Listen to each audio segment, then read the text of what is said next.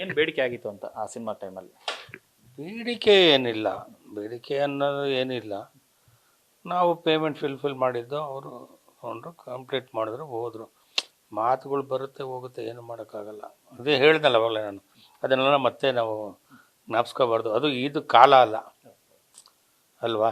ಯಾಕಂದರೆ ಇಂಥ ಟೈಮಲ್ಲಿ ಅವರು ತಪ್ಪು ಮಾಡಿದಾರೋ ಬಿಟ್ಟಿದ್ದಾರೋ ಗೊತ್ತಿಲ್ಲ. ಅದು ನ್ಯಾಯಾಂಗ ತನಿಖೆಯಲ್ಲಿದೆ. ಆ ತನಿಖೆಯಿಂದ ಹೊರಬಂದ ನಾವು ಇವರು ತಪ್ಪು ಮಾಡಿದ್ದಾರೆ ಅಂತ ಹೇಳ್ಬೋದು. ಈಗ ನಮಗೆ ಆಗಲಿ ನಿಮಗೆ ಆಗಲಿ ಯಾರಿಗೇ ಆಗಲಿ ಹೇಳೋಕ್ಕಾಗಲ್ಲ. ಅದು ಪರಮಾತ್ಮನ ಒಬ್ಬನಿಗೆ ಗೊತ್ತಿರುತ್ತೆ ಯಾರು ತಪ್ಪು ಮಾಡಿದ್ದಾರೆ ಏನಂತ. ಬಟ್ ಏನೇ ಆದರೂ ಆ ಸಹನ, ಆ ಹೆಣ್ಮಗಳಿಗೆ, ಅವರ ಫ್ಯಾಮ್ಲಿಗೆ ದೇವರು ನ್ಯಾಯ ದೊರಕಿಸಿ ಕೊಡಬೇಕಷ್ಟೇ ನಾವು ಹೇಳೋದು.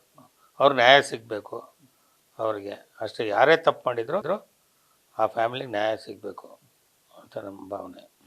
ಇವತ್ತಿನ ದರ್ಶನ್ ಅವರ ಪರಿಸ್ಥಿತಿಗೆ ನೀವೇ ಹೇಳಿದಾಗೆ ಒಂದು ಸುತ್ತಮುತ್ತ ಇರುವಂಥ ಸಂಗಡಿಗರು, ಯಾಕಂದರೆ ಒಬ್ಬ ನಟನ ಹಿತ್ತಾಳೆ ಕಿವಿ ಇರಬಾರ್ದು ಅಂತ, ಆ ಒಂದು ಪರಿಸ್ಥಿತಿಯಿಂದನೇ ಇಲ್ಲಿ ತನಕ ಬಂದ್ರ ಅಂತ? ಇಲ್ಲ, ಅವ್ರದ್ದು ದರ್ಶನ್ ಅವ್ರದ್ದು ಒಂದು ಏನಪ್ಪ ಅಂದರೆ, ಯಾರೇ ಏನೇ ಹೇಳಿದ್ರು ಅವ್ರು ಇಮ್ಮಿಡಿಯೇಟಾಗಿ ನಂಬ್ತಾರೆ. ಅದು ಅವ್ರನ್ನ ಇಲ್ಲಿವರೆಗೂ ತಗೊಂಬಂತು. ಅವ್ರು ಯೋಚನೆ ಮಾಡೋದು ಶಕ್ತಿ ಇಲ್ಲ ಅವ್ರಿಗೆ. ಅವ್ರಿಗೆ ಈಗ ಹೇಳಿದ್ದಾರೆ, ನಾನು ಹೀಗೆ ಮಾತಾಡಿದ್ರೆ ಇದು ಆಗುತ್ತಾ, ನಾನು ಈ ಸ್ಟೆಪ್ ತೊಗೊಂಡ್ರೆ ಅದು ರಾಂಗ್ ಆಗುತ್ತಾ ಏನು ಅನ್ನೋದನ್ನ ಯೋಚನೆ ಮಾಡಿಲ್ಲ. ಅದು ಅತಾಚುರ್ಯ ಇಲ್ಲಿವರೆಗೂ ತಂದಿದೆ ಅಷ್ಟೇ. ಚಿಂಗಾರಿ ಆದ ನಂತರದಲ್ಲಾದರೂ ಸಕ್ಸಸ್ ಆಗಿ ಆ ನಂತರದ ದಿನಗಳಲ್ಲಿ ಭೇಟಿಯಾಗಿದ್ದು ಮಾತನಾಡಿದ್ದೇನೆ. ಅದು ಇದೆ, ನಾನು ಒಂದು ನಮ್ಮ ರಾಮಮೂರ್ತಿ ಅವ್ರದ್ದು ಒಂದು ಇದರಲ್ಲಿ ಒಂದು ಸಿನಿಮಾ ಇದರಲ್ಲಿ ಮಾತಾಡಿದ್ದೆ. ಒಂದು 10 ವರ್ಷ ನಾನು ಅವರು ಮಾತಾಡಿರಲಿಲ್ಲ. ಆಮೇಲೆ ಆ ಫಂಕ್ಷನಲ್ಲಿ ನಾನು ಅವರು ಮೀಟ್ ಮಾಡಿ ಮಾತಾಡಿದ್ದೆ. ನ್ಯೂಸ್ ಫಸ್ಟ್, ನಿರ್ಭೀತಿಯಿಂದ ನಿಮ್ಮ ಪರವಾಗಿ.